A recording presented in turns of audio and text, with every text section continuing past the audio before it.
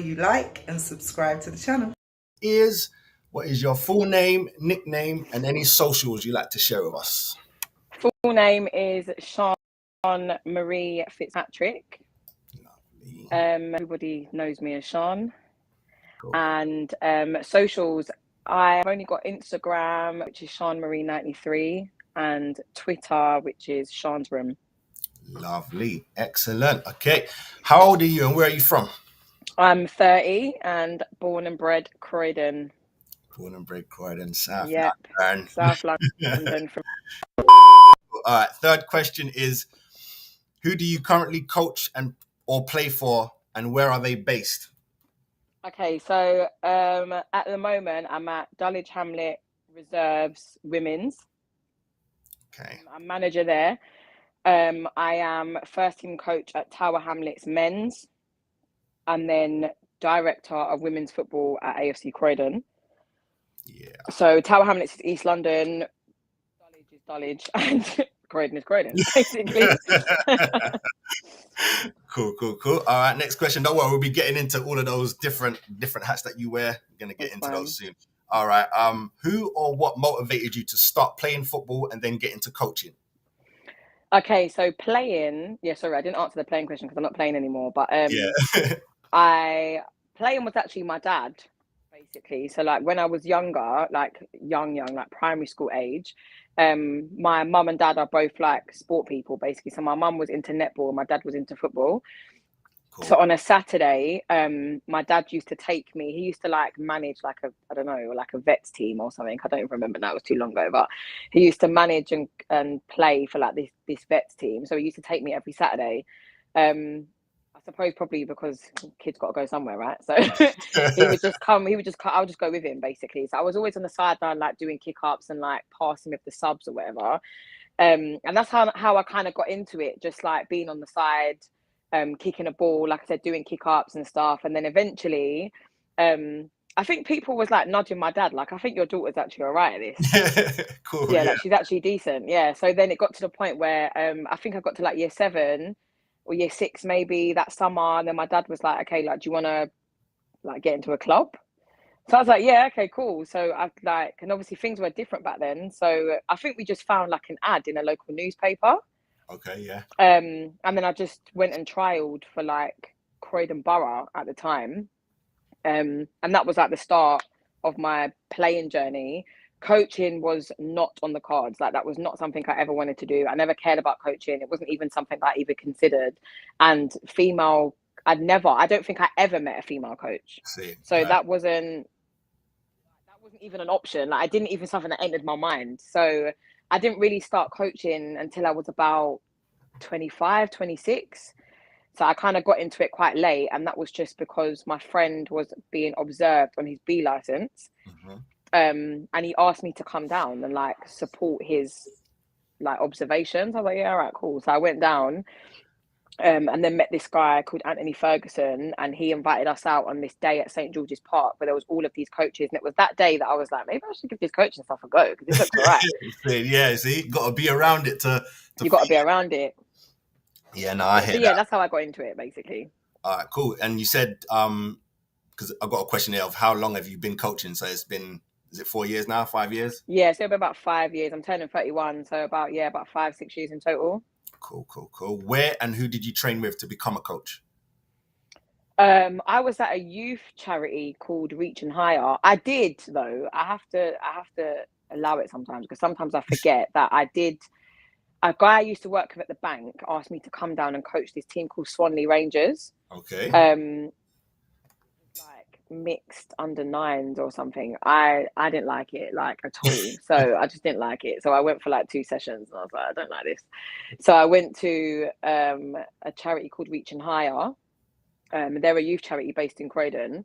And that's where I like got my feet in basically properly. I was coaching under 14 boys. That was my first age group. And that's where I started. I was volunteering. And yeah, they gave me the opportunity to support like the lead coach at the time at the under 14s. And that's where I learned my graft basically. Nice. Cool. All right. Next question is, do you have any experience coaching any other sports? Coaching? No. Yeah. I've never coached any other sport. I've played other sport, Yeah, but but not. I've never coached any other sport. See, Never. okay. Can you see yourself leaning that way? No? Is it sticking with football? Do you know what? I think like there's transferable stuff where you could possibly set up a practice in like another sport, but football is too natural to me. It's like See, it's in yeah. my blood. Yeah. So I can't, like, if I was to try and coach netball, like my mum is a netball coach. Calendars. Wednesdays at 12 noon, we're going live, and you won't want to miss a single play. Bar Level Sports Show, raising the bar on sports commentary. Be there or miss out on the game-changing excitement.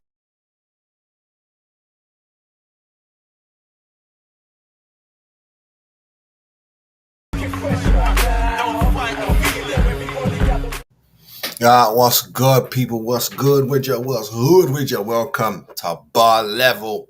Back at it again on the forward. You know what this is. All right, let me get a couple bits on screen and we can get it started.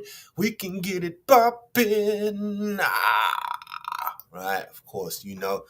My name is Carmen Monero. If you want to follow me on IG right there, good on the sofa, take you straight to me. All right, got other stuff. No, I'm going to leave that. That's what it is. Nice and simple pimples. Let's get into this.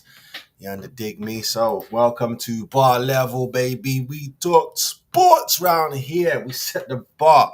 That's why we call Bar Level. You know what I mean? All right, people. As always, love the views, love the opinions. Keep them coming in. Let's keep it working because we're going to keep building. You heard me? This ain't Jersey. All right, today I've got... How many have I got? I've got 18 topics. 18 topics. I say topics, it just means everything. Yeah, including fixtures and everything. So I've got 18 topics to fly through. Let's waste no time on it. We're going to get straight into last week's, from Thursday all the way up to Monday just gone, games and their results. All right, so let's start at the top. Chelsea versus Spurs. I said 3-2 to Chelsea. It was 2-0 to Chelsea. Boom, that was Thursday. Friday, we got into Luton versus Everton. I said that was going to be a 3-2 win to Everton. It was actually a 1-1 draw. All right, that's the single day out the way. Saturday now, Arsenal versus Bournemouth. I said 4-1 to the Arsenal. It was actually 3-0, clean sheet. We did that. You understand? Brentford versus Fulham. I said 2-1 to Brentford. It was a dead 0-0 draw. Burnley versus Newcastle. I said 2-1 to Newcastle. It was 4-1 to Newcastle. They doubled that bubble. Sheffield Wednesday versus Forest. I said 3-1 to Forest. Ba-ba-boom. It was 3-1 to Forest. I called that on the head. Man City versus Wolves. I had my chest up, begging, trying to manifest something. I said 2-1 to Wolves. It was 5-1 to Manchester City on the Sunday. Brentford, Brighton versus Villa. I said 3-0 to Villa. It was 1-0 to Brighton. Say something else. You get me? Chelsea versus West Ham. I said 2-2 draw. Chelsea served them up 5-0. Liverpool versus Spurs. I said 3-1 to Liverpool. It was 4-2 to Liverpool. They just wanted to outshine for no reason. All right, last game on the Monday night under the lights. Palace hosted Man United. I said 2-1 to Palace. It was 4-0. 4-0 to Palace. Oh, yeah, it got ugly. But that's life, isn't it? That's life right now. So we go jump into week 37. There's only 2 games to go and everything is sitting on an edge. God damn it. So let's get straight into this. Premier League week 37. Let's talk about something, baby. Yo, you got your man, keep it cool, nothing has to change. Just take one. All right, need that tea. Yeah, man, need that tea. All right, so first game we got Fulham versus Man City.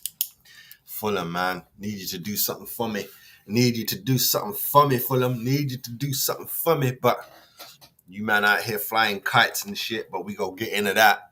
You get me? Man out here flying kites and shit, so I want it to be a 2-1 or 1-0 to Fulham, but let's be honest. Let me be honest. I think it's going to be 3-1 at least. 3-1 to Man City. Bournemouth versus Brentford. What did Brentford do their last game? Oh, they drew with Fulham, and Bournemouth got smacked up by a wee. But Bournemouth are better than that, you know. I'm gonna say 2 will draw. Because Brentford can score, Bournemouth can score when they're ready and they want to be on it. Everton versus Sheffield United. Ooh, that's gonna fight for the fight. Although there's no more fight in Sheffield United. You're out of here, you're gone. It's all pride, and pride don't mean nothing. You're gone. You're done. 3-1 Everton. They need the points and they need them. They need them and they need them. You get me? No way around that. Newcastle versus Brighton, please. 4-1 to Newcastle. Spurs versus Burnley. Spurs, I'm done giving you a shout. I'm done. 2-1 to Burnley. I'm done giving you a shout. Every time I give you a shout, you mess around and you're a joke thing. Luton. West Ham versus Luton. Come on, Luton. 2-1 to Luton, but 2-1 to Luton. Say something, possibly 3-1. Wolves versus Palace. Palace take that 3-1. Straight up, Forest versus Chelsea. This could be anything. This could be a spanking via Chelsea, or it could be a 2-1 via Forest, or it could be a draw. This might be a good game, actually. So I'm going to say 3-2 to Chelsea. 3-2 to Chelsea, especially if Palmer's playing. All right, 2 more games left for this week. Man United versus Arsenal. Everyone is screaming big numbers. You know what I'm saying? I'm going to call it 3-1. But I would love to smash their back doors down and return the 8-2 favor. I'd love that. 8-0. You get me? I'd love it. I'd make the most noise. But let's be honest, man. Let's be honest. When it comes to these type of things, it don't happen. We spanked Chelsea 5-0 on the second game when they were already dead the first time we went to play them, and they were leading us 2-0. If not for Rice and the fight back to get the draw, you know what I'm saying? United will show up for Arsenal. Trust that. They will show up. But I don't think it will be enough. Even though they're at their yard, I don't think it will be enough. I think we take that 3-1. Villa versus Liverpool. Liverpool fighting, Villa fighting. This going to be a good game right here. This going to be a good game. It's in Brum. This going to be a good game. Liverpool bounce back, although it was against Tottenham, but bounce back. But Villa's a good game for them. That's a good game, you know. That's a good game Monday night. That's a good goddamn game. They're both fighting for something. Well, I don't know if Liverpool fighting for something. I don't know. You could say, are they still in the race? I don't know. If the maths say that they're still in the race, they're still in the race. You know what I'm saying? So they got to win. I'm going to stick a draw on it, but I'm going to stick a high draw on it. 3-3. That's what I'm going with. 3 goddamn 3. All right. With that said, people, we're going to take it to the WSL. I'm going to do WSL fixtures, because they're coming up to their last game as well. You know what I mean? It's all getting picklish around here, blood title race and all that, which we will talk about. You get me? We will talk about the up and coming title race on another topic. Dig me? So what week are we on here? Oh, is it week 22? This is it. This is the last game. This is the last. So let's get into this, people. Yeah? Oh, go! Cause I got bitches everywhere.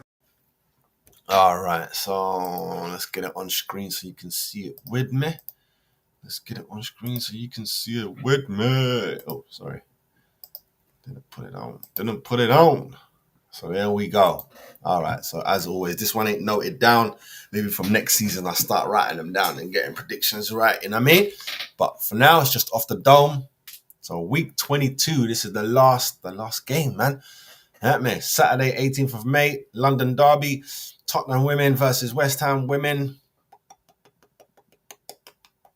If I'm honest, Tottenham are on a little bit of a run now. You know what I mean? They got a little run going there in the FA Cup final. I think it's the FA Cup final because it's not the Conti. That's won already by the Goonerettes. But yeah, I think it's the FA Cup. I can't remember who they're playing, but I know they're in the final. I think they'll take West Ham maybe 3-1 to Tottenham. Man United versus Chelsea. Ooh, Chelsea should beat them. Get me? Like I told you about Bristol. They spanked Bristol 8. You know what I mean? I said 9, but I must have said 8-9 or 7-8-9. But either way, I run to the 9 because Arsenal women spanked them up like that. You know what I mean? But United ain't no pushovers. They're not no pushovers. And it will be beautiful for them to beat them. You know what I'm saying? But I think Chelsea could take them. But just to put it in the air, baby. 3-2 to United. Liverpool versus Leicester. Liverpool take that, probably 3-0. Bristol versus Everton. It's a closer game. I'm not too sure about Everton myself, but I think they're better than Bristol. I think Bristol are already relegated anyway. What are we going to say? I say Everton take that. Maybe 4-0, 4-1. Let's go with 4-1. Give Bristol something. Manchester City versus Villa. City going to spank them. 4-0. Easy work. You know what I'm saying? Aston Villa are very overrated as a women's team. They got individuals. They got a lot of individuals. And Arsenal women. Yes, it's on the FA Player. I can watch it. God damn it. Put that on when I'm searching, blood. It's ridiculous. Thank you. All right, here we go. So the ladies are taking on Brighton. Thank you. God damn it. FA Player. That's what I'm talking about. So I can do that game. I have to get stuff prepared for that. But we taking that easy. That's a 5-1 victory to the Arsenal women. And sadly, I think third place is the best that we can do. I think second place is the best that we can do, but Chelsea have to lose. Get me? And I don't really care about it, really. You know what I mean? I don't really care about it, really. WSL title is gone for us. The best that we can do is second place. You know what I mean? That'll be 2 years in a row. But it'll be less points because last year we came second and it was only by a point. Chelsea beat us to the title by 1 point. It's all right, though, man. Next season, that WSL is Arsenal's. Trust me on that. Anyhow, 5-1. That's what I'm going with. That's my predictions. Let me know down below what you saying, peoples. Let me know. All right. Next up, video reaction. Yes, I'll be back in a second. Hold that. Player, 'cause I got bitches everywhere. Player. Oh, sorry. Wrong video is popping up on my screen, man. All right, this next video is Jason Cundy clashes with Jamie O'Hara. Look, other things to talk about. Manchester United look, they're a huge football club. They're always in the papers. Everyone's talking about them. Gareth Southgate, potentially, is on his way at the football club. Is he on his way there? There's Taking a piss, obviously. talk of it. We had this conversation last night. Mourinho's interested in going back there at Man United. Yeah, Mourinho would go back there. They'd be absolutely nuts if they took him back, and he ain't going back there. There's no way they're going back to Jose. Not in the... None of the people who have been there are going back. No one. Not Solskjaer, not LVG, none of them. None of them. You're not going back. That's just someone filling a little bit of column inches, mate. That has got absolutely no chance of happening. Zero chance. What, next season? Why are you looking at me like that? Well, I mean, No, I don't give know him a 3-year contract. No, I don't know if he get free. No, it's not. I don't think. No, No, I think they're move probably on. going to start. Move on. Yeah, it might be one of those, or like a red a day. You bring him in at the end of the season and try and get him over the line for a cup But you were final. talking to Anil, right? He's a massive Man United fan. Works outside, an absolute donut, right? Yeah. He's useless at his job, but Yeah. he's a good lad. He was talking about Man United. You're slagging him off the other night. Slagging him off. Slaughtering him. But he was talking about Europa Conference League, and Manchester United might Here we go. end up playing in and still fighting for. And he was like, "Nah, don't want it. Don't want it. Don't want Europa Conference League." Honestly. And you took offence to it. Well, no, I tell you what. I take offense to it. You know what I'm saying? I take offense to it. And we ain't nowhere near that. You get me? My team ain't nowhere near that, but I take offense to it. That's European. Who are you clubs that don't get nothing, haven't been winning nothing, get to talk? It's ridiculous. You know what I'm saying? It's ridiculous. I know it's Man United. but that's where you are. Now, what do you want? You're not your name. You are where you at. That's who you are. This is football. Where you at is who you are. You get me? Stop dreaming. To offence, because that's exactly why people dislike Man United fans. Not all of them, but anyone that says they're too good, we're too good for it. We're too good. No, you're not right now. Take European football. They're not. See, look, that's the mindset of these man. Tottenham man, this brother right here. Well, they both play for Tottenham, but this brother right here, Jamie O'Hara, with two. How? Excuse me. How are you too good when that's what you qualified for? How are you too good? You're making it sound like you qualified for the Champions League, but they put you in the conference. That's too good. Get me? If City win the league, if Arsenal win the league, and then they put us in, or they put them in the conference, then you're too good to be in there. You get me? When you get kicked out of the Champions League and you end up in Europa, you're not too good to be there, because that's where you at. There's no too good or too big. What's wrong with you, man? That's what I'm saying. Kind of are. Mate, take European football.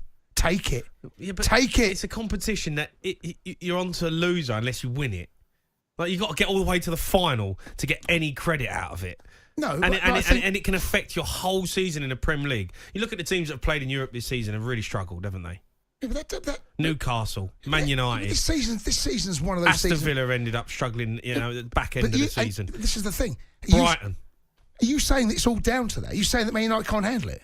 Brighton aren't Manchester United. Have you seen Man United's squad? I'm sorry. Are you saying that Man United are too good for the Conference League? I think they're too good for it. I don't think that is such a Spursy thing to say. No one is too good to be where you land at. That's your level. Where you land at is your level. It's rude, man. It's rude. That's why I couldn't believe it. When Tottenham was in it, I was like, oh, well, here we go. That's their cup, innit? They're going to win it. They're better than everyone in there. They couldn't even do that. You know what I mean? Is Villa out now? Brighton's out. You know what I mean? West Ham won it last year. Big up to West Ham. Their man went there and did something. You get me? That's why Rice, he's got a what's it called? A European medal, blood. You lot can't say nothing to that. There is I give it to Jamie. Ain't no one respecting nothing until you get to the final and then win it. Oh, no one want to hear you didn't win it. But that's because you're supposed to. And it's not because you don't belong there. It's because you come from the Premier League. If Sheffield United was in it, you expect them to win it. Real talk. It doesn't matter. You're from the Premier League. Them other man there ain't ready for that. They're not built for what we got here. Joke thing, bruv. He should be worried about trying to get into that competition. He said he'd rather not have it. He doesn't want it. What's the point? I'd take it, mate. What is the point? It's Manchester United playing in the Europa Conference League. It's almost a bit embarrassing, no? Well, no, embarrassing, yes. Yes, embarrassing, yes, because look how far from grace you fell. It's ridiculous. It's embarrassing for you, but you have to think of it now. You wouldn't say it'd be embarrassing for Nottingham Forest to be in it. Villa is just in it.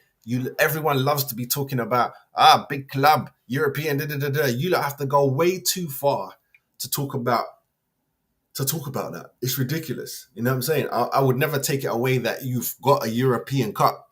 Get me? You can state that, but you can't act like you did it 2 days ago, 4 years ago. You get me? You got to humble it. That's why people love to try and take the piss out of Arsenal, say we don't have a European Cup when we do. We just don't talk about it because it was so long ago. There's no need to be bringing it up, but we got it. We got 2 of them bad boys.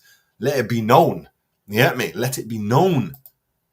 But suck it up, take it on the chins and go and compete. Yeah, but that's not what the Europa Conference League is about, is it? No, it's not. The Europa Conference League is about, for the teams like West Ham to get in there and... Fine. And for Brighton. Fine. It's not for teams like West Ham, or shall I say clubs like West Ham or Brighton. It's for teams who land in that position come the end of the season. That's who it's for. It's not for names. It's for where you land at. This is stupid, man. This is ridiculous. Let me know where you stand on this. I'd love to know where you stand on this because it doesn't make any sense to me. It doesn't make no goddamn sense to say, yo, I'm too big to be in this. How are you? Someone explain to me, how can you be too big to be in something that you qualified for? You qualified for. You didn't qualify for the bigger competition, so you can't be in there. You know what I mean? This is such a Spursy mindset. Such a Spursy mindset. You know what I mean? The only reason Cundy ain't swinging that way is because he's Chelsea. He's half Chelsea, half Tottenham, so the Chelsea side is glowing more. O'Hara, Tottenham is the height of his career. Everything else is below that. Tottenham is the height. So look at the mindset. Look at that. That's embarrassing, blood. I'm taking that. Are you mad? Are you mad? You have to be mad. There's no way. There is no way. Tell me in the comments if I'm wrong. I'd love to know. Get me? All right. Next up, we talking Laura Woods. Yeah. And try and bring in Miss Ava to switch up and put some shadow on her. But Laura's our girl. You wanna dig me? So let's talk about it, baby. Let's talk about it. Player, 'cause I got bitches everywhere. All right. Let's fly through this article right here with Miss Laura. All right. Laura Woods wowed football fans yet again as she hosted TNT coverage of the Champions League action. Laura was in Germany for the first leg against Bayern Munich semi-final clash with Real Madrid. Yeah, boy, them calves do look nice. You'd think that she had legs out. They're not out. When their legs are out, that means thighs are out. Get me? The presenter appeared pitchside along former Bayern Munich and Manchester United star Owen Hargreaves, praising her look. One fan on X wrote, wasn't even going to watch the Champions League tonight, but then I see Laura Woods and now I am. Another posted, Laura Woods is an absolute joke, ain't she? What? Another posted, Laura Woods is an absolute joke, ain't she? A third took to X to write, Laura Woods, damn, love heart eyes emoji, while another posted, Laura Woods looks fire. One fan added, Laura Woods looking Laura Woods tonight, while another viewer wrote, Laura Woods is super fine. Tuesday Champions League semi-final had the English field despite the fact that no English clubs are left in the Champions League. Miss Laura right there. With Bayern knocking out Arsenal and Madrid eliminating Man City in the quarterfinals, no English sides remain in the competition. But Bayern are represented by England captain Harry Kane and Eric Dyer, with the latter hoping to make the push for Gareth Southgate's squad. Madrid have English golden boy Jude Bellingham in their ranks. Bellingham will be hoping that a Champions League crown this year could help his chances with the Ballon d'Or. Look at Miss Laura. She is a stunning little blonde. Can't front. I don't think she's a real blonde. Sorry, I'll be saying stuff like that now because I listen to the missus. You know, you got to listen to the missus when it comes to the female talk there, and it's all about the roots. Don't be looking, see us men, we look at the bottom, be like, I see blonde, so she must be blonde. Nah, man, you got to look for the root them. And she's not a real blonde. Get me? If anything, she's a brunette with blonde highlights. Or it could be just her realness. You get me? It could be her. That's just how her hair grows, but I doubt it. Get me? Yeah, man, Miss Laura. Like, she looks cute there. Lovely smile right there, Miss Laura. Get me? Know about them chokers? Yeah, we know what go on with them. We know what go on with them. Oh yeah, TV. Emma Louise Jones, yeah, she's different. Get me? I find Laura Woods is up here with it. Get me? Nice, cute, slimmy, but nothing wow. But when they get pictures like that, you're like, yeah, but body yaddy. You know what I'm saying? But she is a good-looking woman. But look at Miss Ava right there. Jesus. But yeah, let me know if Miss Woods does it for you. Yeah, man, did you watch the game because she was there? Let me know down in the comments. All right, next up, we're talking Greenwood, and they're saying that 5 clubs want this boy. That's what they're talking about. So let's get into that. Are you ready? Let's go, man.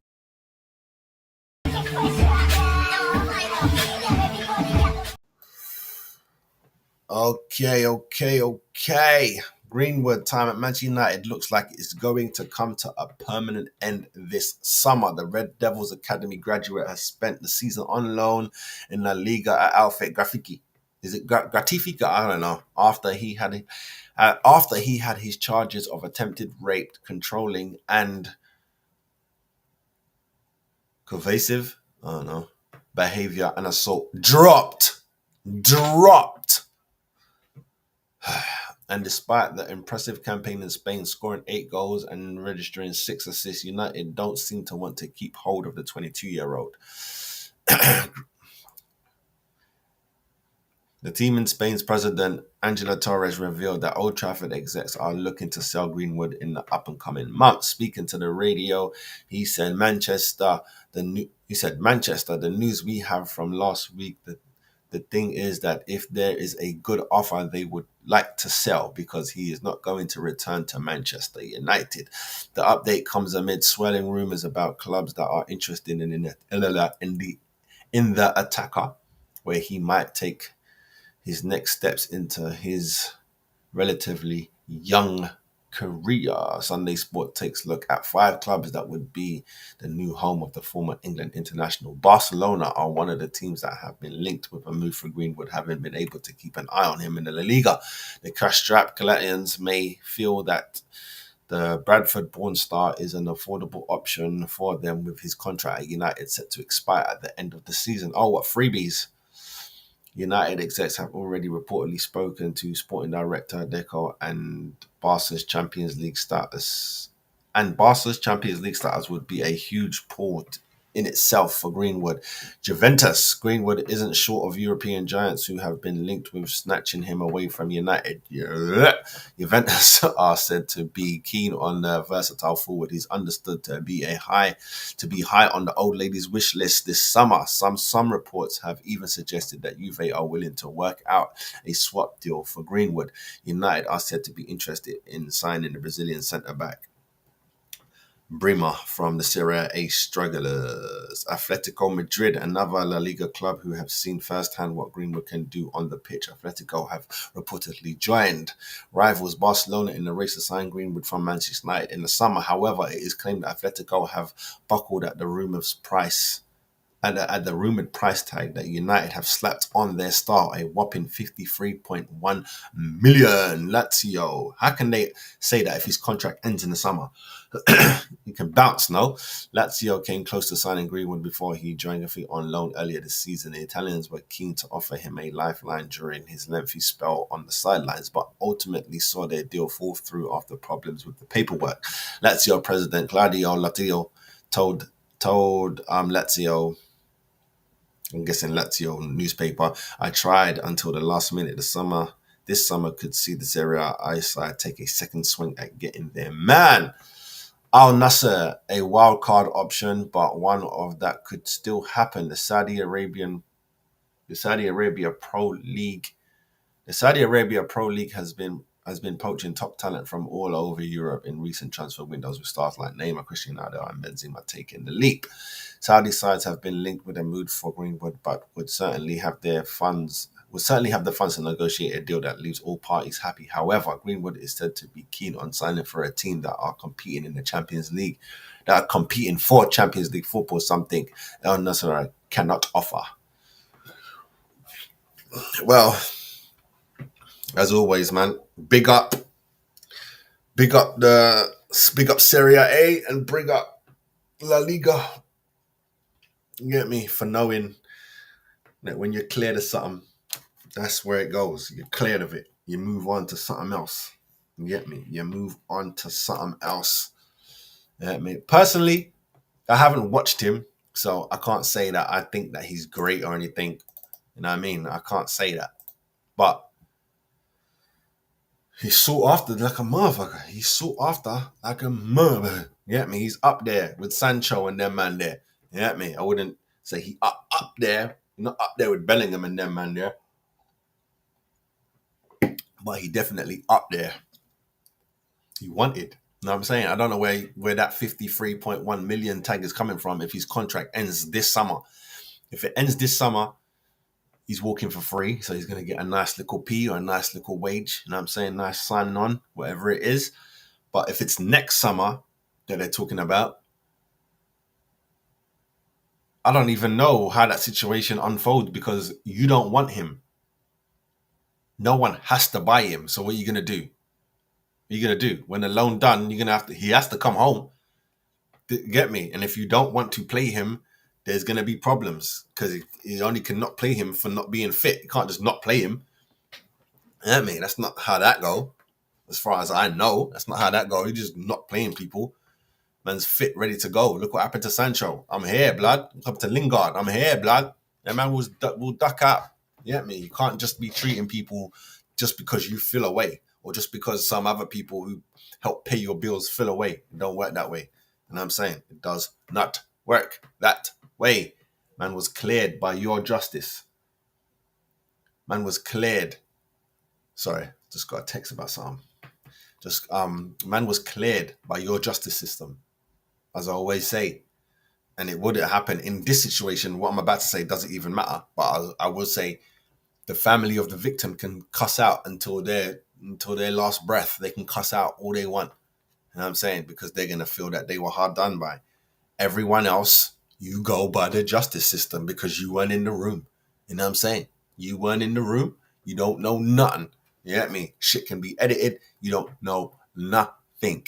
Only thing that you can go off is when the judge dropped that hammer. That's all you can go off.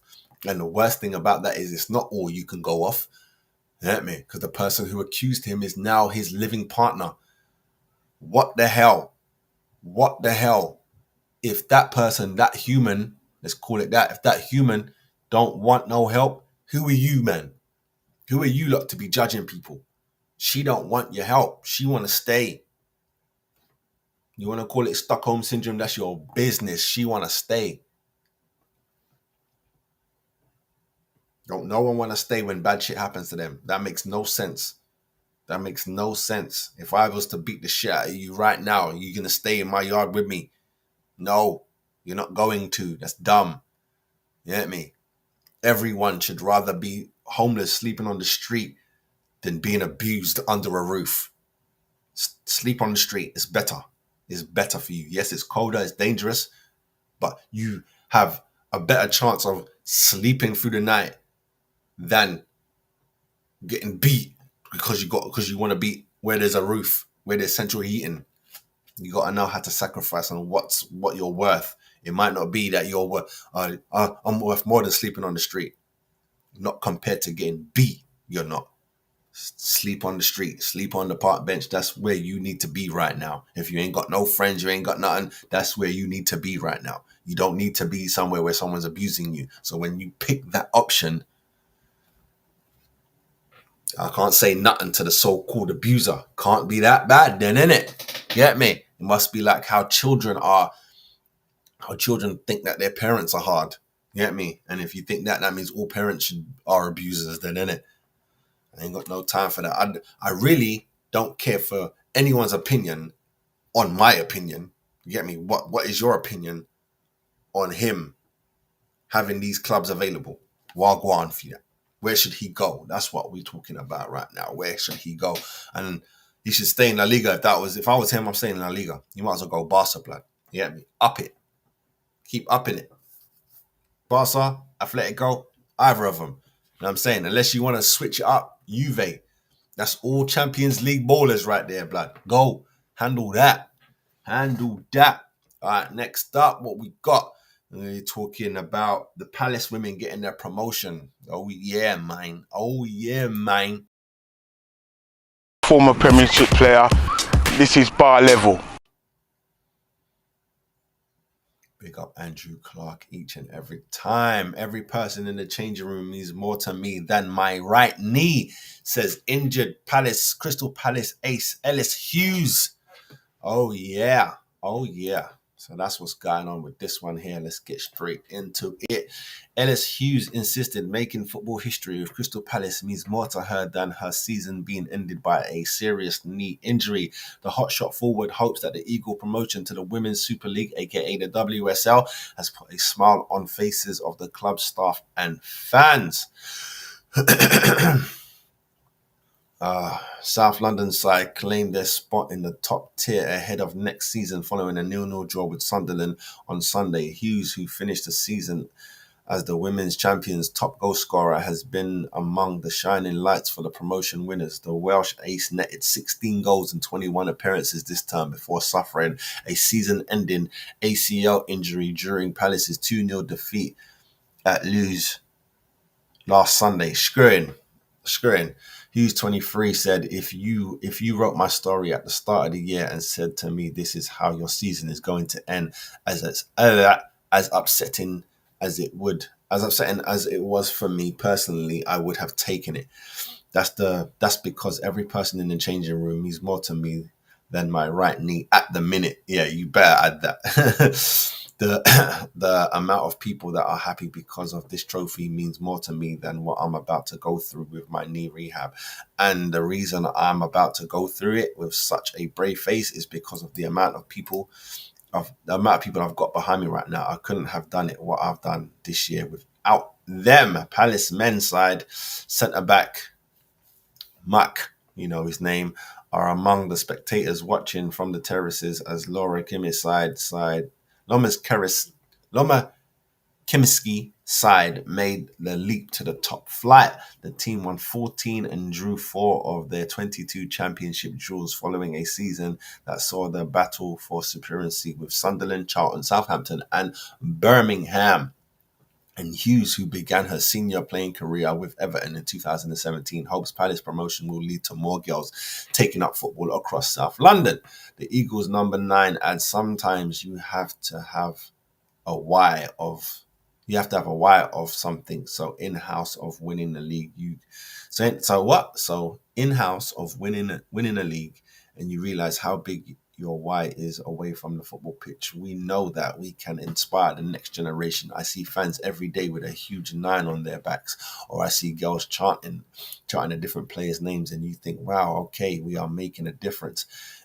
If the girls get opportunities that we never got growing up, then we're all winners. Since making her Crystal Palace switch from Charlton 2 years ago, Hughes, who hails from Flintshire in Wales, admits to feeling very settled in South London, and she puts it down to the bonds built with the Eagles' teammates and club staff. Hughes said, I'm from a small village in North Wales and I've come to South London and I felt at home, and it's mainly down to the club.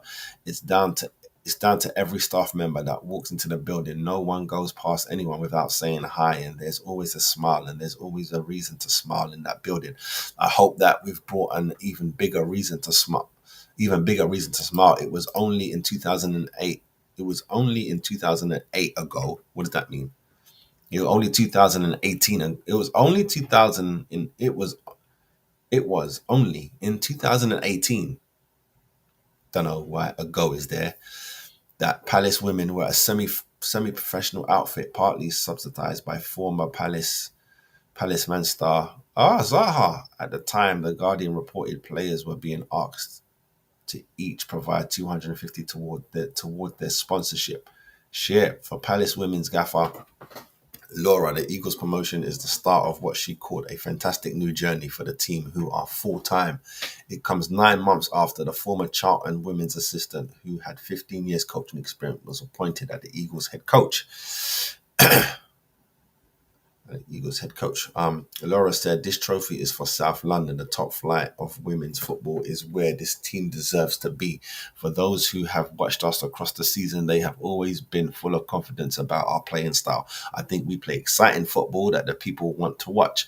The club is at the start of a fantastic journey. This is a step we needed to take. We want to give ourselves the best opportunity in the WSL. I feel we've worked hard to get all the infrastructure in and around the team. I've been a coach for many, many, many years across the women's game at several clubs, and I decided I wanted to have my own identity and philosophy and really take on a project. For me, what is special about Crystal Palace was the place that Palace was in. Really fitted me as a person. For both myself and Grace Williams, our head of women's football, when we met and discussed how this might look, it was a match made in heaven. Now we've seen the results of that. Big up to Palace, man. Palace women anyway. Big you up. Big up, big up, big up, big up, big up, big up. You know what I mean? Can't say nothing to that. Salute, salute, salute. But you're going to get served up, blood. Know that when it's time for you to face the Arsenal women, you're going to get served up. Time to face City, served up. Chelsea, maybe. You know what I mean? Maybe. But it ain't easy up here, man. Arcs Birmingham, who you just been playing with. Arcs them. They know what it is. Hard times up here, blood. Hard times. Get me? Arcs Bristol Wagwan. They were holding numbers. Bag of goals they were holding. It ain't going to be sweet. But with that said, who knows, man? It's only one. Only one goes down. You get me? One comes up, one goes down. That man. So is what it is. So big yourself up, man. You know what I mean? Big yourself up. I wouldn't. The one thing I would say is this ain't a trophy for women of South London. This is a trophy for Crystal Palace. Stop making things bigger than they are right now. You know what I'm saying? And again, with doing it for the girls because they need to see it. But what about the women back in the day? The real heroes of you lot who don't get no shine. And I'm on it. I'm going to get them women shine. Some of them ain't around no more, but some of them are. And they are the ones who deserve the shine, not the women that are in the WSL. If you're in the WSL, you didn't help build that. It was the women who did not get the love, who did not get the shout. You know what I'm saying? Yes, you can even count all the Arsenal ladies, all of them. You get me? Before the rebranding, all of them. You get me? All of them. You can count Alex Scott and all that, everyone. But even before that, before Rachel Yankee, all of them, before that, those are the women had to play. As we're learning now, there's like, I'm learning that there's no such thing as a female football boot. So they're playing back then they were playing in men's football boots, right? Probably different sizes.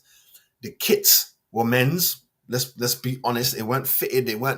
Kits were men's, playing on dodgy fields. Those are the women you lot should be shining, putting lights on. I don't care if they're unknown. I don't care if their games weren't seen. People were there, even if it was down. Even if it was just the 22 people playing the game, and then the team on the sides and the officials, they know who these people are. They need to be shouted out. Those are the women who got you lot here, not you lot fighting in your organized leagues, the championship and WSL. No, it's not you lot. It's not you lot. I have to say it because every time I see a bloody reel, and it's mostly my Arsenal girls, but sometimes there's other women as well. Didn't see no one growing up. Well, then you didn't do your due diligence, blood. You get me? You weren't a football lover if you ain't seen the women out there. Because in any sport that's coming up, no matter if there's only one court, one pitch, one ground, that's where everyone goes. So there's no, I didn't see no one else doing it. Bollocks. You get me? That's like a female rapper today saying, I ain't seen no one who looked like me did. That's bollocks, bruv. From the day dot. It might not be literally day one, but by day 7, women were involved.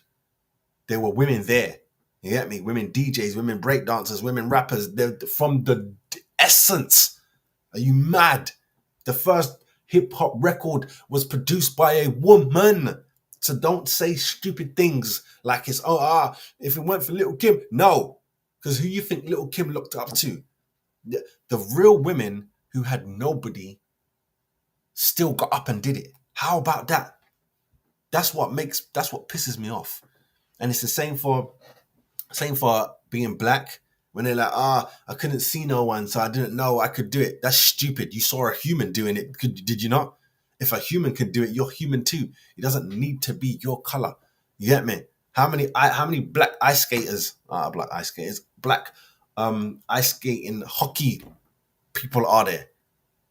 Before the first one came through, what was he looking at? All he was looking at is, that's a sport that I like. I can ice skate. I can smack that puck all over the place, bruv. I'm going in. Same for running. Same for anything. the ones who really had no one, where did they get the motivation to go and do it from? So that makes you a weaker person in my mind when you try and say, oh, I needed to see someone like me doing it, so then I knew I could do it. But what about the first one who did it? Where did they get their from? And why don't you have that in you? Anyway, big up Crystal Palace. Yeah, I just took a little detour right there, but I don't like when anyone says it. You get me? About anything. You don't need no one to look like you, be like you to do it. Don't need none of that. Don't need none of that. You don't need to see someone that's an amputee being a TV presenter. So I was trying to make my arm disappear and I put it right in the screen. Someone who has only got half an arm. You don't need to see someone like that on the television being a host of something so you can go, I can do it too. You're a human. Of course you can do it too. You get me? There's only going to be certain things. And then other than that, you're going to need aids to help you. Like, imagine someone who's an amputee again with the arm, and then they're like, I can never do a pull-up, right? Well, you can't do a pull-up with two hands, but you could get something else to help you hook onto that. Then you get an arm, and now you can pull. Bam, you can do a pull-up too. You know what I'm saying? Someone who doesn't have legs can jump. You just gotta get your aids, gotta get things to help you, and then you can do it. You don't need to see someone like you do it. You just need to see a human do it. You understand me? A human. Jeez, I had bread and cheese, man.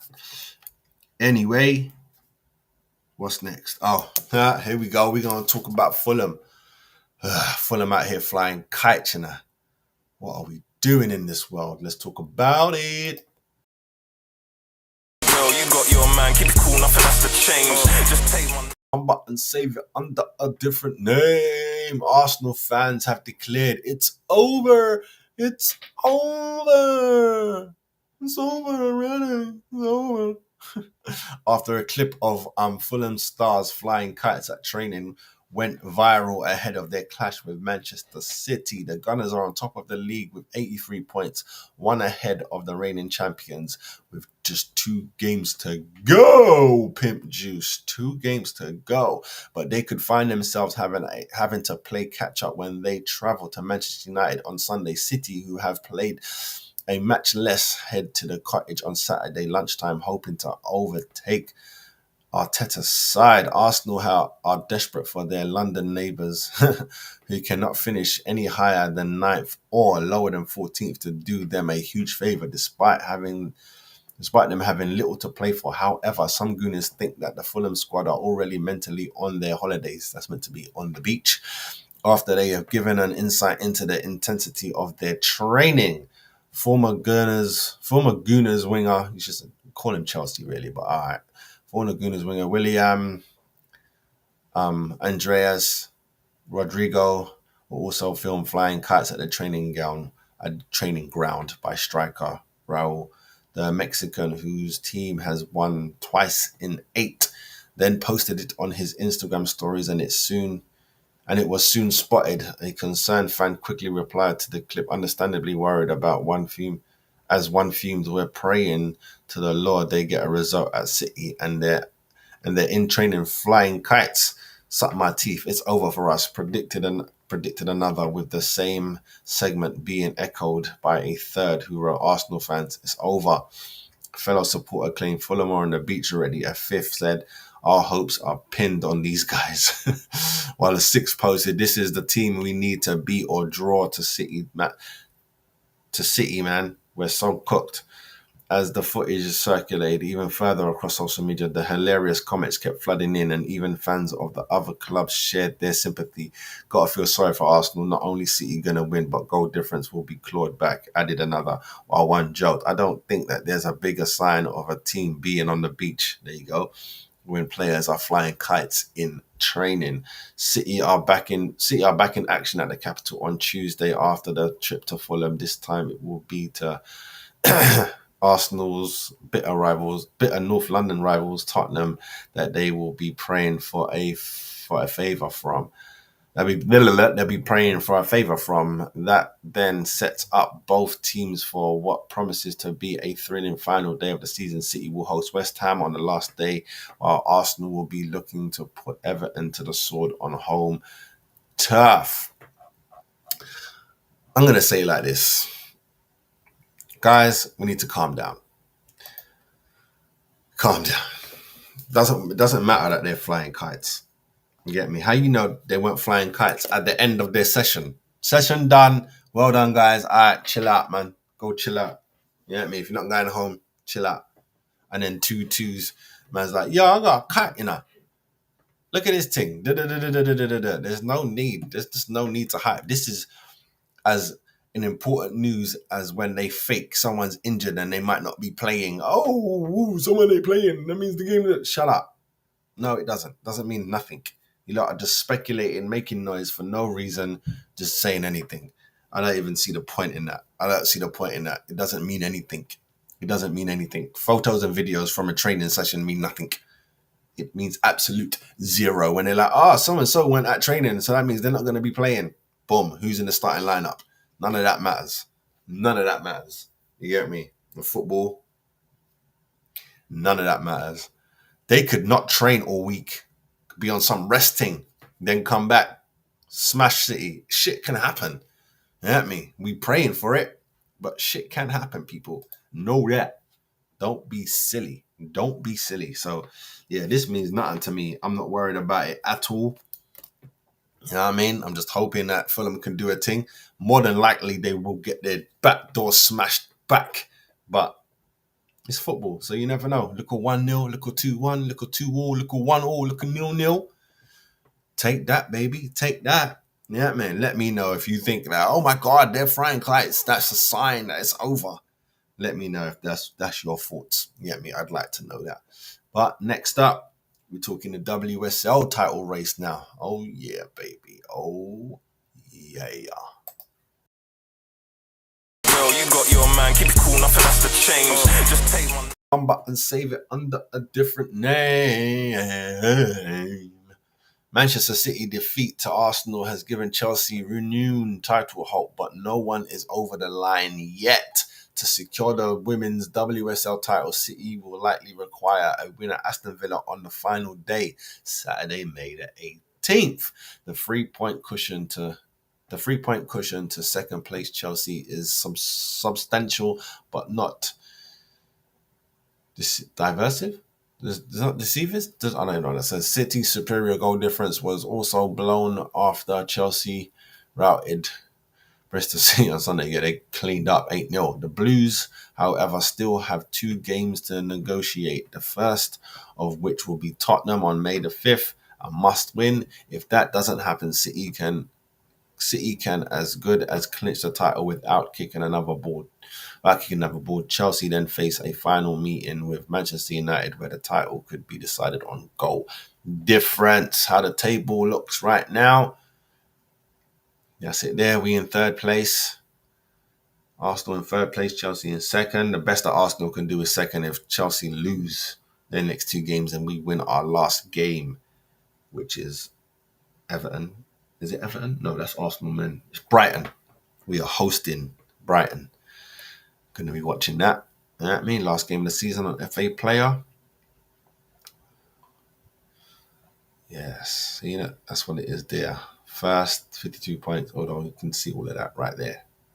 We don't need to break that down. So, that is it. It's tight, man. It is tight. Yeah, we out the title race. Best that we can do is finish second place, as I said. You know what I'm saying?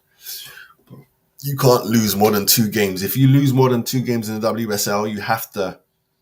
The other teams who are in the title race with you have to lose the same amount of games, or it's a wrap. Like it could be over like that. Yeah, this is half the games of the Premier League. Even less than that. It's less than that. It's less than half. You get me? By 2 games, I think.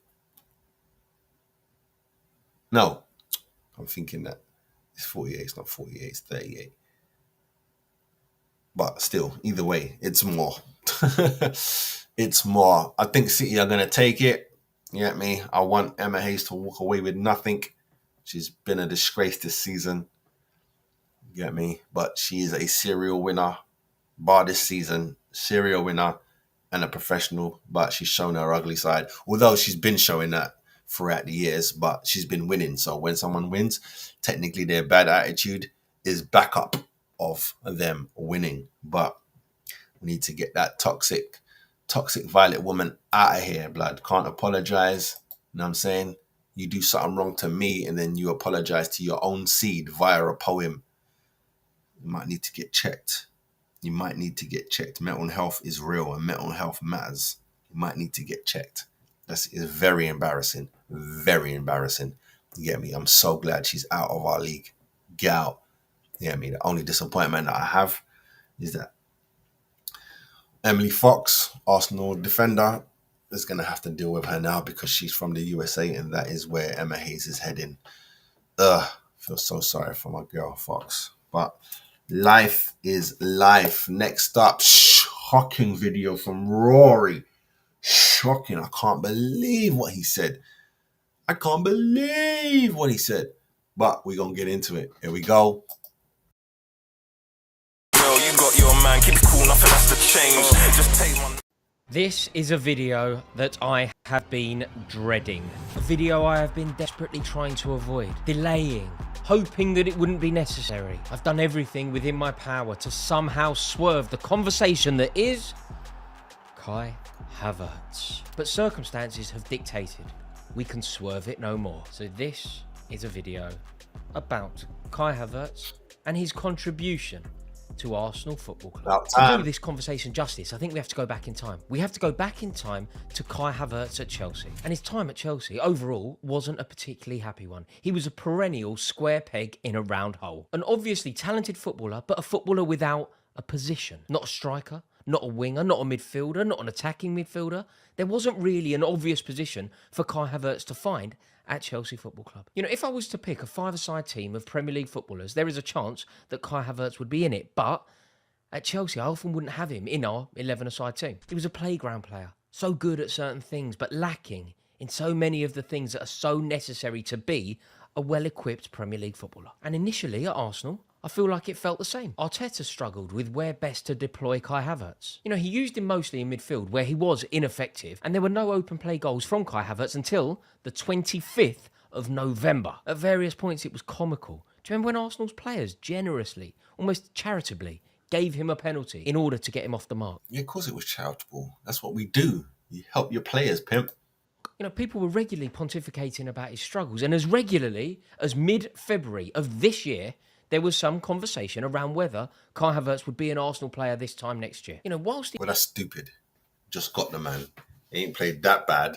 When he got here, it was shaky. And I can't lie, every time I saw his name in the starting lineup, it made me nervous. And then when him and Jorginho was in the same starting lineup, made me even more nervous. But they both grew into it. They both grew into it. There's nothing that no one can say. They both grew into their system.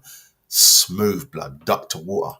He scored in the Champions League final, in the Club World Cup final, in the Premier League at Chelsea. He often felt like he was on the periphery of games. You know, it was... See now, he said that. That means because people like to sometimes put on Henri that he didn't show up in the big games. But in the league, kicking ass. No, this is the other side. Guys out here scoring in Club Cup finals, in Champions League finals, winning you that, by the way. And then doing all right in the league, all right. But when it comes to big games, he's there, showing up. What do you call that? What do you say to that? It was immensely frustrating. As a fan of Kai Havertz, as a fan of the club that he's representing, you know how talented he is. You know what he's capable of. And yet he does it so infrequently. The technical ability of Kai Havertz was never up for debate. But his desire, his passion, his suitability to the Premier League, in my opinion at least, was most certainly up for debate. You know, perhaps signing at the same time as another expensive and underperforming German sharpened the focus on his inability to live up to that £70 million price tag. Maybe. Let's get to the Havertz. The upturn in form from Havertz has meant that he's gone from a 1 in 5 kind of guy at Chelsea to a 1 in 3 kind of guy at Arsenal. Agony. At Chelsea, the one thing that you couldn't argue against was his knack of scoring massive goals. You know, we win the Champions League, he's on the score sheet. We win the Club World Cup, he's on the score sheet. You cannot argue with his ability of finding the back of the net when it most matters. But his form of scoring big goals has continued. He scored 2 goals against us, his former club, and then he bangs one in against Tottenham in the North London derby. Look, by no understanding was he an unpopular player during his time at Chelsea. But I would also say that there weren't many Chelsea fans that were sad to see him go. Like, he was never a favourite of the many that used to go and see him play week in, week out at Stamford Bridge. But at Arsenal, he seems more popular. Now, I think that's partly because Arsenal were desperate for him to succeed. They really want to get one over on Chelsea because they have been lurking in our shadow for the past 2 decades. Come on, I've got to get that in, haven't I? Come on, do me a favour. This isn't fun for me. Let me have that at least. But their personality, Arsenal fans' personality in Kai Havertz, it feels a better fit. He feels... You weren't going to get through all of that without him taking digs. feels more like an Arsenal player. And I don't mean that as a compliment. But there are still doubts about Kai Havertz. He's yet to do it over a full season. And his domestic form in Europe hasn't been replicated in Europe. He scored 1 in 10 for Arsenal. What I will concede, however, is this. If he can continue this form over the last few weeks of the season and win Arsenal their first title for 2 decades, it will prove a shrewd bit of business. Arteta, yet again, will have got it right, and Kai Havertz will have proved a lot of us wrong. However, until then, I think the jury's still just about out. A lot of Arsenal fans are still telling me that they need to sign a top-tier striker in order to compete on multiple fronts. Therefore, Kai Havertz can't be the solution, even if he goes some way to solving the problem. They're my thoughts on the matter. I haven't enjoyed this at all. I've tried to be as fair as possible. Please let me know in the comments, do you agree with the points I've raised in this video? No, I do not agree with all the points. You said most of that was tongue-in-cheek, even though you tried your best. You get me? I don't expect nothing more from a Chelsea fan. You get me? The jury is not out on Havertz. He's proved everyone wrong. Anyone who doubted him, he proved them all wrong. You know what I'm saying? He's made my nerves go away. Once they got my shirt, blood, I back them. Tell you the truth. If I'm honest with you, you have to be absolute dog for me not to back you when you are employed by mine. You know what I mean? So, with that said, moving on up to the east side. All right. Miss Wright is back kicking ball after 4 years. Who am I talking about? Oh, yeah. You gonna see. You gonna see.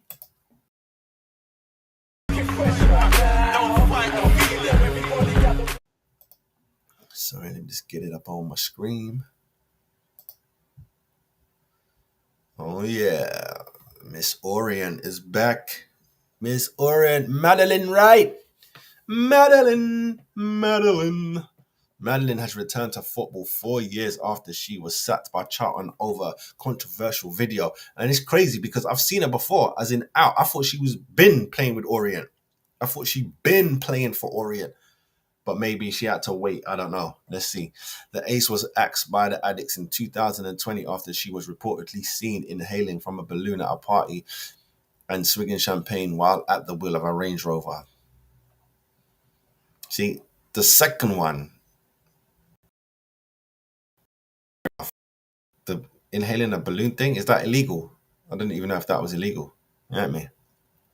All right, so Madeline has since gone on to become a major star on OnlyFans, regularly posting saucy content for loyal subscribers to access. But 4 years later, she took to the pitch at the weekend for her new club Lane Orient to mark a glorious return to the beautiful game. In videos posted on Instagram, she could be seen back in action while showing off some silky football skills. She also posted a heartfelt caption alongside the clip. She said, 4 years out of the game, sometimes you have to take a step back, rebuild, and go again even harder. I'm far from perfect, but I don't live in my past. Here's to more hard work, discipline, and determination. On to the next. Fans were delighted to see Madeline back in action. One said, we've got to go to the home game. We got to go to the home game. Another declared, you never deserve to be out of the game in the first place. One noted, looking forward to watching you rise again. Another added, such a legend. Mandeline's comeback comes after clips were shared on social media showing her at a party with friends in 2022. It is understood a number of people were inhaling from balloons, while a second video allegedly showed Madeline drinking champagne while driving her luxury Range Rover. Charlton confirmed afterwards that her resignation had been her registration, had been cancelled and she would no longer be playing for them. A spokesman told Sunday Sport the club were made aware of the videos and quickly investigated the incident. As a club, we are disappointed at the behaviour which doesn't represent the standards of the team upholds. The player is remorseful and has now left the club. The club would like to make clear that although the behaviour is not acceptable, the player's welfare remains important to us and she will still have access to the club's support channels if needed. Anything else? Nope. Trying to be Buzz Lightyear. So for 4 years, she's been doing this. She claimed to have over 500,000, have made over 500, $500,000. Who knows, man? Who knows? Who knows? So it's not because she was an OnlyFans star. She went on after. So is she still going to be OnlyFans? Is Orient cool with that? I guess the only lessons was learning was not to drink and drive. But the drinking and driving ban doesn't stop you playing, does it? Does it stop you playing football? Do you get banned for that, from playing football? I don't know. But I don't understand why she was out for 4 years. That doesn't make any sense to me. But hey ho, she's at Orient. Big up the O's. Get me? Big up the O's. I know people are going to be using that against her, boy. O's. You know. O's. You know. All right. Next up, what we talking about? Oh, we got a video. We got a video. So I'm just making sure I got the right videos lined up. All right. Next up, we got a video. Andy Goldstein talking madness. You never guess who he wants to bring back. Man's crazy. Cause I got bitches everywhere. All right, people. I don't know where he says it, but I think I'm going to jump. I'm sure he's got his arm up on the chair when he says it. Yeah, somewhere like here. Is it here? Let's see. City win it now. Look what you made me do. You're eating up time. Come on. Vile. But I've got a plan. Go on. So Man United they've got 3 games in the league left. Right? I wrote this down somewhere. This plan is insane, by the way. Find it. Arsenal, Newcastle, Brighton, and then the FA Cup final. People are talking about Eric Ten Hag leaving the club. Would you before you cream? Would you keep him or sack him? Right now? Right today, now. Well, it depends. No. Just or no. Well, no, it depends who you replace him with. I can't just give you that answer. Well, no, yeah. Someone's coming in next year, but we don't know who yet. But we're going to replace him with somebody. Well, here's my thinking, right? And hear me out. Steve McLaren's out at the moment, right? If Manchester United were to get rid of Eric Ten Hag today, forget the fixtures in the Premier League. I don't care about I feel like I need tension bed for this. Right? No, you don't forget the games in the Premier League. It's irrelevant. I don't want to get Europa Conference. I do because then I don't have to owe you money. But from a club perspective, from a new manager coming in having to build, I don't want the hassle of having European football. I just want to concentrate on the Premier League. I know people are going to go, this is bonkers, but it's not bonkers. It is. Manchester United for the FA Cup final against Man City, having that dressing room to give the speech beforehand. Yep. Sir Alex Ferguson. So he becomes the manager just for the FA Cup final. Just for the FA Cup final. That's insane. He's not magic. He's not some magic Alec. No one can do it. No one could do that. He's not with those players. What you might as well. He passed away. As I say, you might as well go get Bobby. You can't. It's not gonna work. It's not gonna work. I'm telling you, it won't work. It's embarrassing. That gives Manchester United the best chance to beat Man City. So a guy that's not managed for over 10 years. Yep. Come back for one game. Yep. Arguably the biggest game. Yep. Well, we're going to lose it anyway. But that's not. No, to see, that's the football don't work like that. As much as people saying, Man United are going to get spanked, they're more taking the piss because it doesn't seem likely. You get me? Same with Fulham versus City and West Ham versus City, Tottenham versus City. It looked like, that's 9 points. That's done. It's done. That's not football. Until it happened, it ain't football. You get me? You have to, certain man have to play out their socks and then it will be what it is. But telling you now, no one is saving their club like that. It don't work that way. It don't work that way. Otherwise, they would have got Sir Alex to come down and talk to these men time ago. Why wouldn't you? Not necessarily the case. We're gonna get 4-0 against Palace. And we've got Man City, one of the best teams in the world. So why would you bring Fergie in for that? Because he has got something that no one else has. No, he had that 10 years ago. Just by walking 10 years ago, he had that. Not now. Into a room, he has it. Even now, right?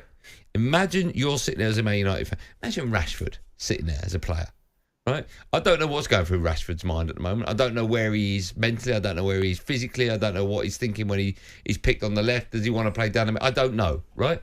But what I do know is a Manchester United player, born and bred, who knows exactly how important someone like Sir Alex Ferguson is. You put other players, Garnacho, young kid coming through, Kobe Manu in there as well.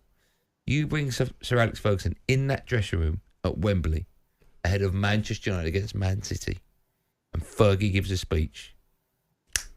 United have got every chance. Well, so he's the... There's no way. And see, he says speech, so that means he's not really managing. You want him to come in and do the Arsenal photographer thing. Come in there, give the speech. Those players ain't built for that. You need man like Roy Keane in there. He will get heated for that. You get me? Rio would get heated for that. You know what I mean? So Gary Neville would run through brick walls for such a speech. These man, they'll be like, oh shit, it's Fergie. If anything, they're just going to be scared. That's it. They're just going to be scared. And even then, that'd be some of them. You get me? Different mindset will be, listen, got my contract. Yeah, this man can't tell me fuck, lad. You get me?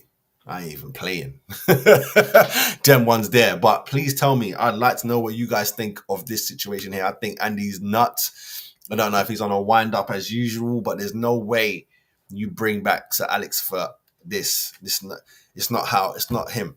I would say bring back Jose for a game, not for no speech, for the game, for managing, coaching. You let him have a week with the players, let him drill a part the bus thing, you get me, and a counter-attack thing. It can get done. It can get done. If anyone can win a game, one random game, I would call for them type of man there. Jose, Conte, them type of man. Anyone else who likes to play and got their own sexy way, working from the back, whatever. Nah, you need to work on the player's mind for a few months to get them right. Jose and them man there. Jose and Conte get in there. Bang, bang, bang, bang. This is what you do. This is how you do it. It ain't going to be hard. You stand here. You don't leave this bit. You over here. When we got the ball, 2 meters up. That's where you stand. Them man, I'm telling you, Jose would make Man United win same way he would have let Tottenham win before they sacked him. Shockingly.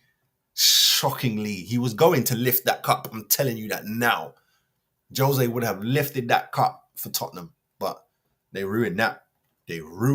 But let me know what you think. Do you think Sir Alex can change this FA Cup final? Do you think he could just walk into the changing room, drop a speech, and then everything changes for Man United? Do you believe that?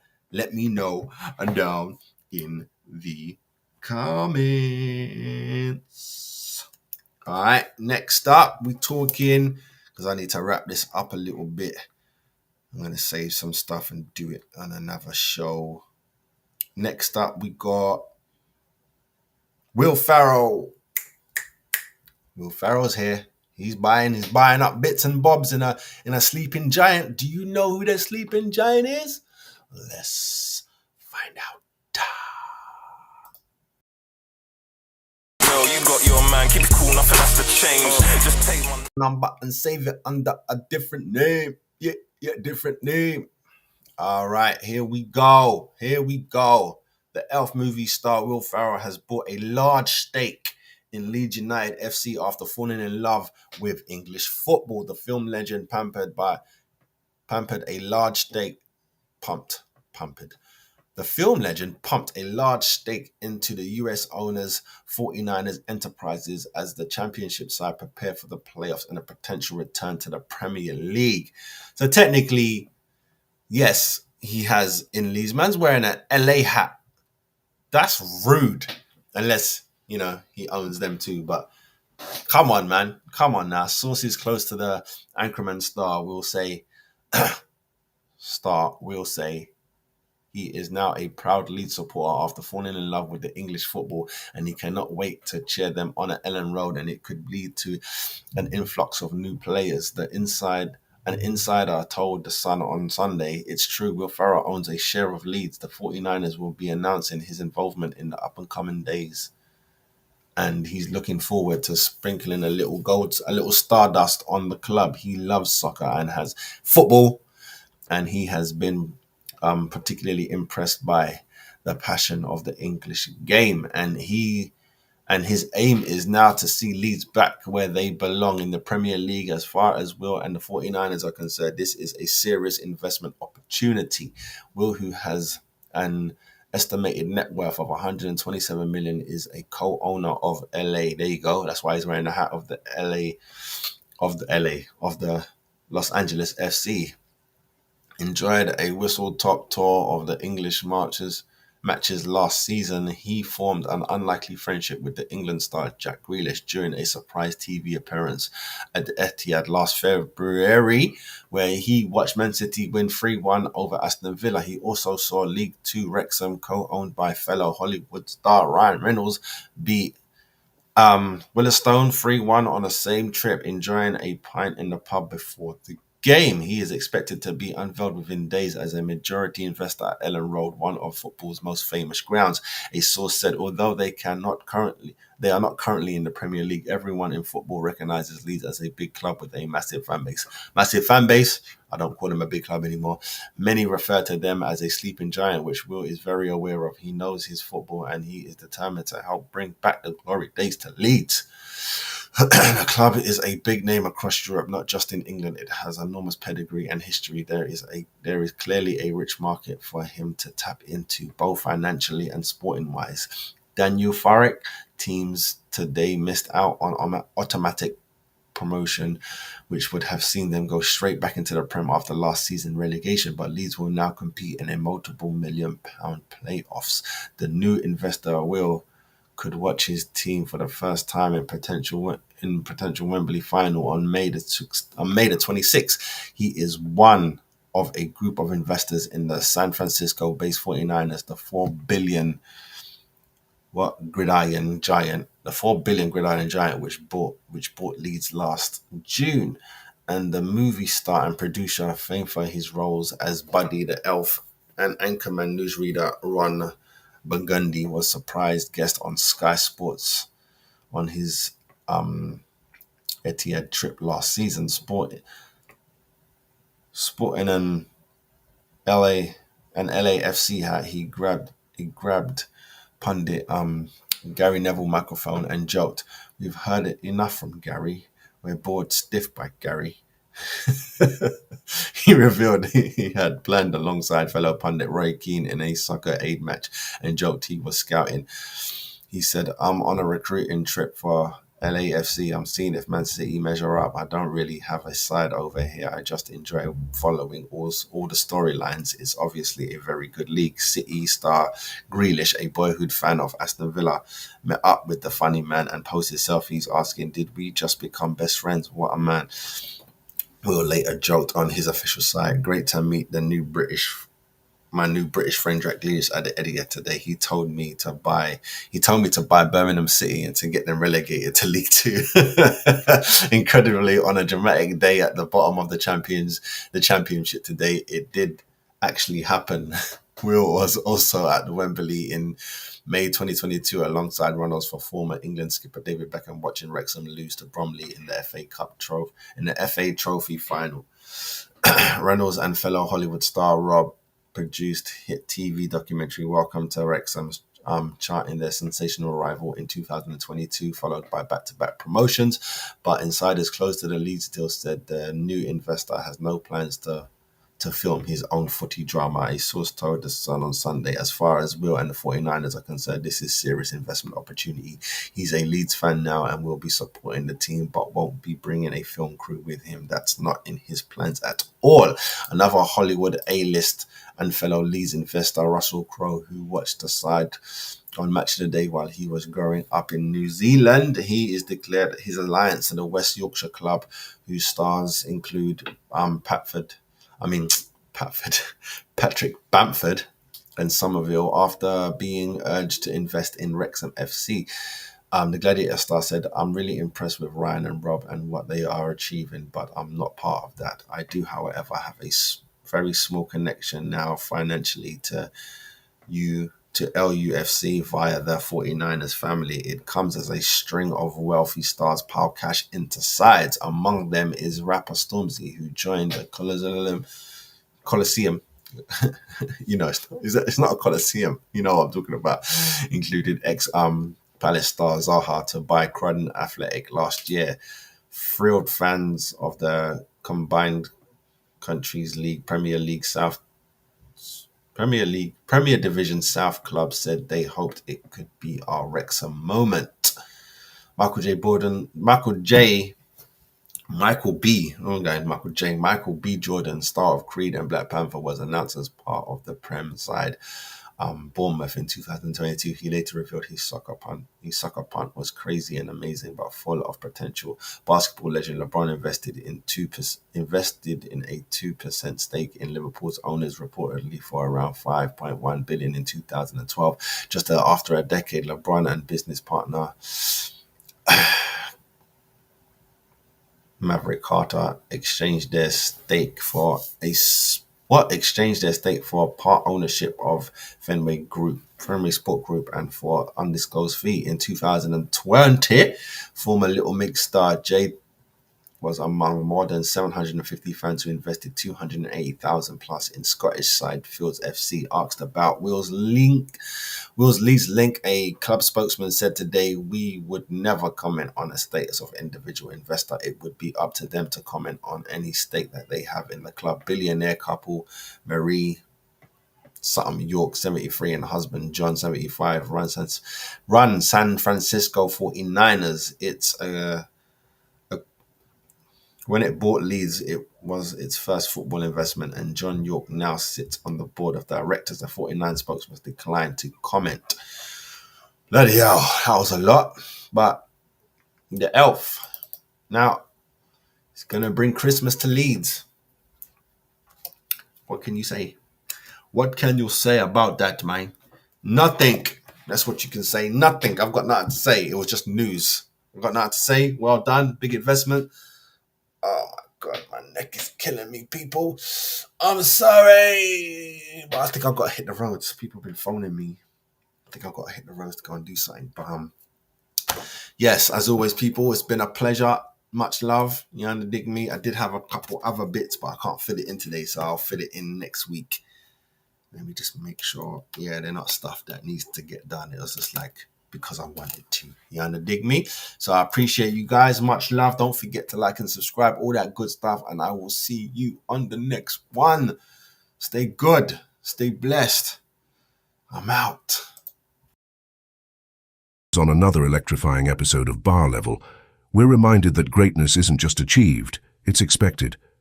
Because here, as fans and supporters, we set the bar. Sports Showdown, where passion meets precision, and the spirit of competition thrives. Join us next time as we raise the stakes and redefine what it means to be at the top. Until then, keep your eyes on the game, your heart in the action, and remember, here at Bar Level, excellence is the only standard we know.